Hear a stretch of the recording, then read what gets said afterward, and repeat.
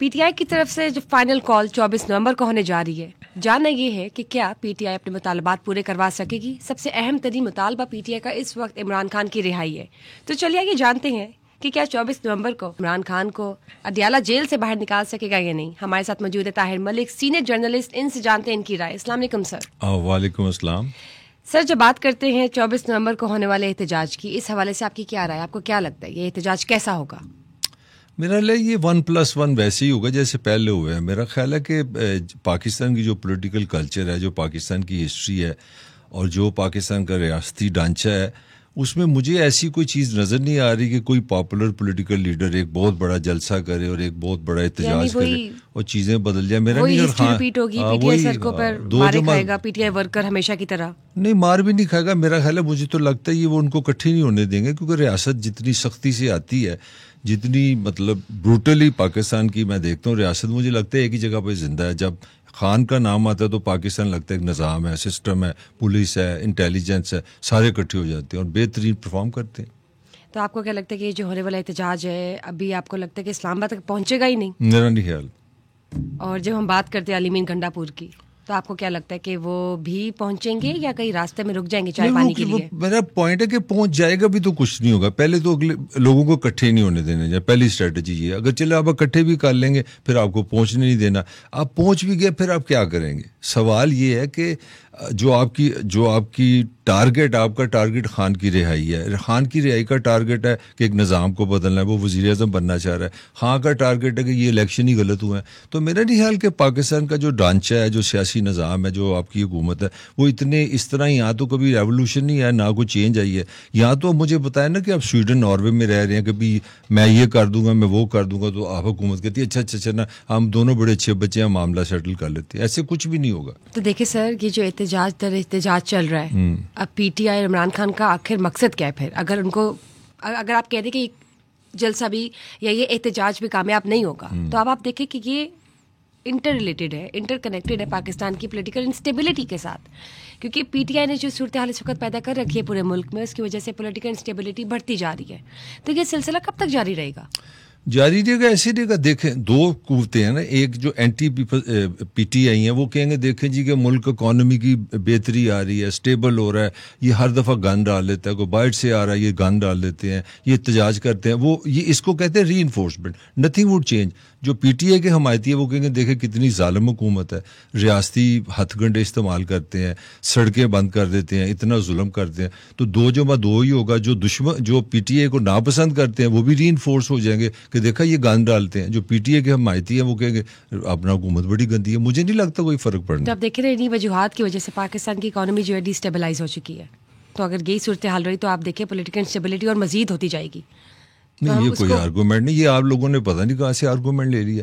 कोई रियासत जहाँ पे इतनी पॉपुलर पॉलिटिकल पार्टी की अगर आप आवाज़ ही नहीं सुन रहे, उनको मौका ही नहीं दे रहे, आप किस तरह इकोनॉमिकली स्टेबल हो सकते हैं? ये हमारी हर हुकूमत का ड्रामा होता है। ये जी अपोजिशन जो कर रही है, ये ना इससे इकोनॉमी नहीं बनेगी। यार अपोजिशन अब अपना काम करे। नहीं सर, अभी जो पीटीआई ने सूरत हाल पैदा कर रखी है मुल्क में, उसकी वजह से पॉलिटिकल इंस्टेबिलिटी ऑलरेडी मौजूद है। मूविंग ऑन, जब मैं बात करती हूँ वज़ीर आज़म शहबाज शरीफ की, तो आपने देखा कि उन्होंने भी कहा है कि बुशरा बीबी ने जो स्टेटमेंट पास की है सऊदी अरब के खिलाफ, वो जहर आलूद है, वो टॉक्सिक स्टेटमेंट है। इस हवाले से आप क्या कहेंगे? नहीं, पहले तो मैं आपको पहले सवाल का जवाब दे दूं ना। आप कहते हैं जो इस बयान को क्या वाकई तस्वीर से मतलब ले सकते हैं? दो सेपरेट करने लगूँ आपके वो बयान को और पहली स्टेटमेंट को। देखिए, अगर पीटीआई ने पाकिस्तान में बदअमनी फैलाई हुई, अगर पीटीआई पाकिस्तान को स्टेबल नहीं होने दे रही, एज पर यू सेड, मैं मान लेता हूँ, तो ये पीटीआई ने कहा सड़कें बंद कर दो, ये पीटीआई ने कहा ये सारी मोटरवे बंद कर दो, ये पीटीआई ने कहा मेरे कॉन्स्टिट्यूशन में दुनिया भर में 2 आपके बेसिक फंडामेंटल राइट्स हैं। एक है राइट टू मूव, राइट, ये सिटीजन का राइट है, आपने मेरा वो छीना हुआ है। और कम अज़ कम आपने पाकिस्तान की 50% पॉपुलेशन का राइट टू मूव जो है ना, आप नहीं घूम सकते। मैंने अभी अपनी सकी बहन के घर जाना, रोड बंद है, ठीक है। मैं हुकूमत के जो आप बदअमनी की बात करी, मैं कह रहा हूँ हुकूमत खुद वही काम करी जो इल्ज़ाम लगा रही। आपने एक तो लोगों को सिटीजन का उसका राइट टू मूव लिया, राइट टू बिजनेस छीन लिया आपने, हजारों लोगों को आपने बेरोजगार कर दिया। मुझे बता दें पीटीआई और हुकूमत में फ़र्क क्या है? मुझे तो लगता है दोनों अवाम के खिलाफ है।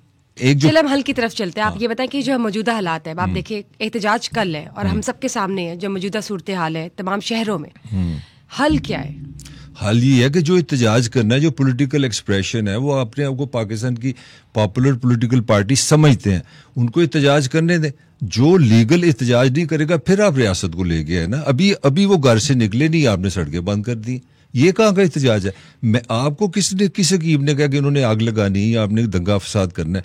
मेरा पॉइंट सिंपली ये है कि आपने जो लोगों का राइट टू मूव खोया है, हरकत छीन लिया है, रोटी छीन लिया, बिजनेस छीन लिया, वो तो फिर हुकूमत गुनाहगार है। पहले मुझे इसका तो जवाब दें आप।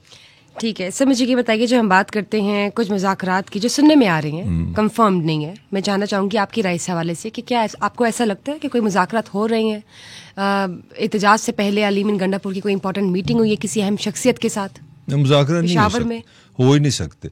उसकी वजह कि खान की जो पॉलिटिक्स है वो है हलाकू, हाँ वो है मोला जट, वो है गंडासा टेक्नोलॉजी के मैं छड़ांगा नहीं, या मैं या आप। अब खान के लिए प्रॉब्लम ये है जहाँ खान फंस गया, खान की पॉपुलैरिटी उसका अग्रेशन है, रियासत से लड़ना, हुकूमत से लड़ना। अब अगर वो गिव अप करता है, अगर एग्रीमेंट करता है तो फारग है। इमरान उसकी डेथ यकीनी है, पॉलिटिकली मर जाएगा, क्योंकि जो उसका जो इस वक्त पॉलिटिकल स्टैंड है ना, वो स्टैंड अग्रेशन है। तो जब आप अग्रेशन से सुलह करेंगे, जब टाइम ले लेंगे, या कहीं जी मैं 3 साल के लिए बाहर चला जाता हूँ, 2 साल के लिए खामोश होता हूँ, तो वो पॉलिटिकली मर जाएगा। मेरा नहीं ख्याल कि इनमें मुज़ाकरात हो ही नहीं सकते। नहीं, वो ये डू और डाई की सिचुएशन है। ये उसमें खां का नुकसान भी है, नुकसान का फायदा भी है। आपका पॉलिटिकल कल्चर जो है उसमें वो सिविलाइजेशन, वो मोड ही नहीं है जिसमें आप कोई एग्रीमेंट निकाले, जिसको इंग्लिश में हम कहते हैं विन विन। खां की पोजीशन ये है कि ये चोर हैं, ये डाकू हैं, इन्होंने लूटमार किया, तो फिर करे एग्रीमेंट, नाल बैठेगा, जुतियाँ शुरू हो जाएंगी, तो पॉलिटिकली मर जाएगा। अगर एग्रीमेंट नहीं करता तो फिर हलाकू खां, फिर सुल्तान ही बनना पड़ेगा, जेल में रहेगा, सजा काटेगा ताकि हीरो रहेगा। तो मुझे नहीं लगता there is any chance of negotiation.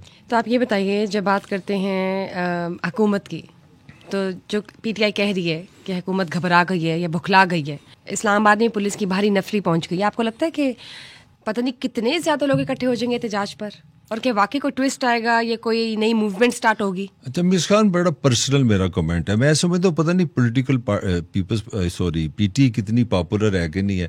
देखिए आपकी सोसाइटी में गैप बहुत है, डिप्रेशन है, बेरोजगारी है, लोग इतनी आपने पॉपुलेशन पैदा की है। मुझे लगता है हुकूमत को कोई ना कोई ये कंसर्न है कि एवं कंपनी की मशहूरी जी लोग इकट्ठे ना हों किधर। तो पॉइंट ये है कि आपने पाकिस्तान की अगर बेहतरी करनी है तो 3 अरब रुपए आपने लगा दिया, ये मैं आपको खबर दे रहा हूँ, 3 अरब आपने लगा दिया। तो अगर आपने, मुझे तो कभी इस तरह हुकूमत नजर नहीं है कि यार पता लगा कि लाहौर दुनिया का मोस्ट पोल्यूटेड शहर है, कोई इस तरह का एक्शन मुझे नजर आ जाए।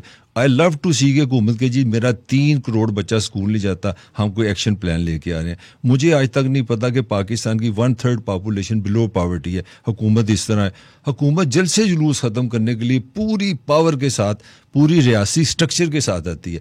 मेरा आर्गूमेंट ये है कि आपने, मुझे इमरान खान और हुकूमत में कोई फ़र्क नज़र नहीं आ रहा। उन हुकूमत की जो मैनेजमेंट है वो भी एंटी पीपल है, और इमरान का एहतजाज भी एंटी पीपल है। मेरा ये आर्गूमेंट है। इकोनॉमिकल पॉइंट ऑफ व्यू से जहाँ भी हम स्टैंड करते हैं, वहाँ पे इस तरह के एडवेंचर सूट करते हैं पाकिस्तान की हुकूमत को, इस तरह के स्टेप्स लेना? नहीं, देखिए हम दोनों मुजरम है, मैं तो कहना दोनों मुजरम है भाई। अगर आपने पाकिस्तान को इकोनॉमिकली आगे लेके जाना है तो फिर आपको निगोशिएशन करनी पड़ेगी। आपको, आप पे ये जिम्मेदारी है कि आप खान को, पीटीआई को ये कन्विंस करें कि इलेक्शन फेयर है। अगर उसका जायज़ एतराज़ है तो आप उसका एतराज़ निकालें, पॉलिटिकली पहले स्मूथ हो। पाकिस्तान का इशू क्या है? पाकिस्तान का इशू है पॉपुलेशन, पाकिस्तान का इशू है एनवायरनमेंट, पाकिस्तान का इशू है अनएम्प्लॉयमेंट, पाकिस्तान का इशू है महंगी बिजली, पाकिस्तान का मसला है आपकी सोसाइटी बदल रही है, आपकी सोशल स्ट्रक्चर बदल रहा है। मतलब आप उस पर फोकस ही नहीं कर रहे। मुझे समझ ही नहीं आ रही कि इतना इंसान हमने पैदा कर दिए, उसके लिए हमें पेट्रोल चाहिए, पेट्रोल के लिए हमने गाड़ियाँ चाहिए, गाड़ियाँ चलाई हमने, लोर की सत्यानाश कर दिए, एनवायरनमेंट तबाह बर्बाद कर दिए।